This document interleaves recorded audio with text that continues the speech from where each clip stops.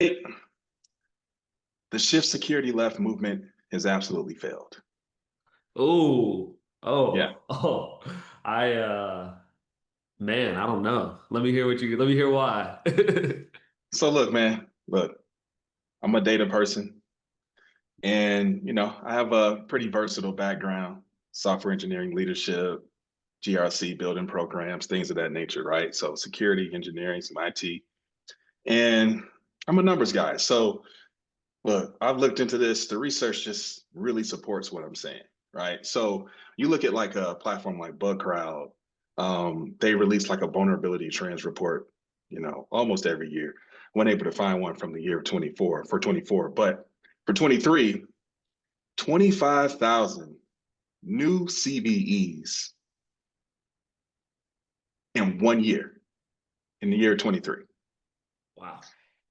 That's the most ever in 1 year, right? So when you look at bug crowd submissions, web app submissions made up 58% of the bug crowd submissions in 23. Wow. That was up 30% from the previous year. API submissions up 18%, right? So when you look at the amount of vulnerabilities being discovered in web applications, then you look at 24, 40,000 new CVEs. So the trend is heading in the wrong direction, right? And when you look at other data, when they survey security professionals, 75% of those people surveyed said this is the most challenging security industry or space that they have had to navigate in the last 5 years. Hmm. And when you talk to hackers, hackers say about 70% of them say web app vulnerabilities is their specialty. Why? Do you go digging for gold where you know there is no gold? No, you don't do that. You go digging for gold, you make a specialty and a living out of finding vulnerabilities where you know there are going to be vulnerabilities. And so the data supports that shifting security left hasn't worked. It's failed, right? Yeah. And I'll tell you the reason I think that is, right? And what I think, what I think companies can do to actually do it effectively and get on the right path and making it work. But if you want to jump in and provide your thoughts on it, and then I'll Yeah. tell Yeah. you why I think that's the case. Yeah. Before you get into the fix, which I appreciate, I think this is a fascinating take because I'm gonna take you through my thought process as you were talking. At first, I was like, well, getting this increase in vulnerabilities to me could signify that hey, like tools are getting better, we're being able to find more things, and then they're being reported obviously through bug crowd and whatnot, so maybe they're getting fixed. But at the same time, then I went through this journey of like, well, shifting security left, we were supposed to capture these things in the CI/CD pipeline. So if they're only increasing, which there's probably a correlation between the number of web apps that are being built and the increase in the amount of web application vulnerabilities. There's probably some kind of correlation there, but I get what you're saying. Like the whole idea of shift security left was to put security earlier on into the pipeline to prevent some of these things from actually getting deployed. And I think in theory, it briefs well. The whole DevSecOps movement briefs well, but Yeah. you've been Yeah. there as an engineering leader. I've been there as someone who's led engineering teams and product teams where there's trade-offs, man. There's trade-offs that are made and there's decisions that are made that, yeah, the DevSecOps policy says X, Y, and Z, but are we going to really block the change for this or can we add it to the backlog and get to it in a few months? Yeah. So I think, you know what? I think you brought me around. I think it's just tough to say it failed, but I think you're right. I think it's like a hard truth. It's a hard reality. Yeah. It is a hard truth. And the reason that I think it's failed is because I don't think that a lot of companies have the wherewithal to really slow down and do it right. Right? You think that you can just put a tool like Sneak In and it'll just fix everything. It'll tell you everything that's happening. Many of these tools are like rules and signature based, right? And with the evolving nature of this security landscape, right? And how many vulnerabilities are being detected, really the tools that hackers are using, especially we're talking about the emergence of AI, agentic AI, and with the emergence of these tools and the amount of vulnerabilities that are being discovered, it's just impossible for one team to have a tool that is going to catch everything, right? And so I think what has happened is companies haven't shifted far enough left. They haven't shifted far enough left. And how do you do that? You do that with the people that are writing the software that is introducing insecure code into the production environment, right? So, in my opinion, I think companies need to really do like three things, right? And I've been doing a lot of thinking about this. One, I think you have got to really give software engineers the tools. Don't give it to the security team, the ProdSec team. Don't have the ownership be on the application security team. Give the ownership of the tools to the software engineers, right? Let them use tools like SonarQube or Sneak in their IDEs to really get a early jump on writing more secure code.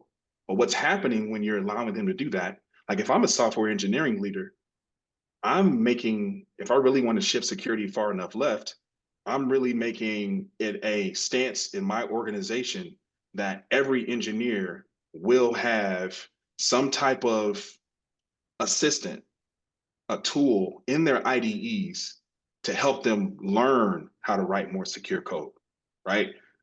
And I'm also giving my front end team, I'm giving them access and ownership of the tool so that they can understand the findings and be responsible for the outputs, right? And I just don't think that software engineering leaders have done this in mass enough to shift security far enough left. And we say that security is everybody's, it's like it's everybody's responsibility. Well, companies really haven't acted that way, right? They've really acted as if security is security's responsibility. And everybody else's responsibility is to move fast and make money. And security's got our backs. That's how most companies are really acting, right? And security professionals are overwhelmed, right? We talked about skills or opportunity gap that, a previous person on your show mentioned. It's not really a skills gap. There's an opportunity gap, right? Well, whatever the gap is, security teams are overwhelmed, right? And there's too much for them to take into account to have to make sure that software engineers are not introducing vulnerabilities into the applications that they're meant to protect, right? And so I think you have to provide the software engineers the tools. I think you have to provide them the knowledge. I think you have to provide them the proper education. And it's not, hey, let's go do a lunch and learn once a year, right? It's sending them to Black Hat. It's sending them to DEF CON, right? Sending representatives of your software engineering team to these conferences to learn how hackers are going to attack the vulnerabilities that they put into the code. And coming back and sharing that at tech councils and different forums, right? It's reserving time every week, every sprint, should I say. Maybe not every week, but every sprint at least, there's some time dedicated to secure coding education, right? Then you have to make sure that your software architects really become security architects because they're designing the systems, right? And there's some checks and balances in places at certain companies, right? Where you have to have a review of the blueprint or the design doc by the security team. But there's a queue that these things go into. And this does what? Slow down development because the security team is overwhelmed. They can't review your design docs as quickly as you would like to, so you can get started with development, right? So your architect should start to slowly become a security architect, right? And building that trust with the security team to where actually there's a bit of a stamp of approval and your Right. architect now can approve the design from a security standpoint. Yep. Now we're moving faster. Now we're making sure design is more secure, right?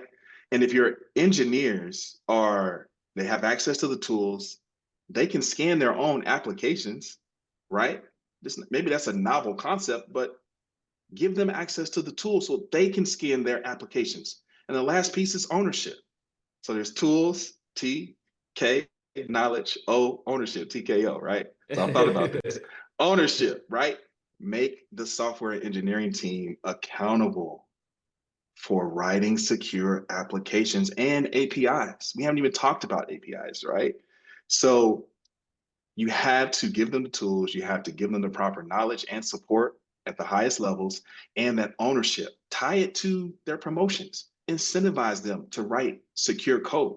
Let them know, monitor it when they're scanning the application, identify who's struggling in this area a little bit. It's not a point the finger or a blame game, but it's education, because now we're actually shifting security far enough left to actually prevent or reduce the risk that there's going to be vulnerabilities in the code that we write. So that's what I think companies need to do more of. Man, you were spitting there. That's a master class for whoever's watching this and what they need to do. I love it. I think you're absolutely right that, and because what you're talking about is more than technology. It's a cultural shift. It's a relationship Right. shift, and it's something that I talk Yep. about a lot in the GRC space, where too many times GRC professionals go to the engineers or go to the security folks and say, "Do this," or "Give me evidence of X," before learning what they already use, learning, oh, you guys use this IDE? Well, hey, SonarQube has a plugin. We're going to talk Right. about this. What would you think about that? Before I go write this policy up, tell me what you would think. And then I was even thinking as you were talking, the windsurfs, the cursors of this world, Claude Code,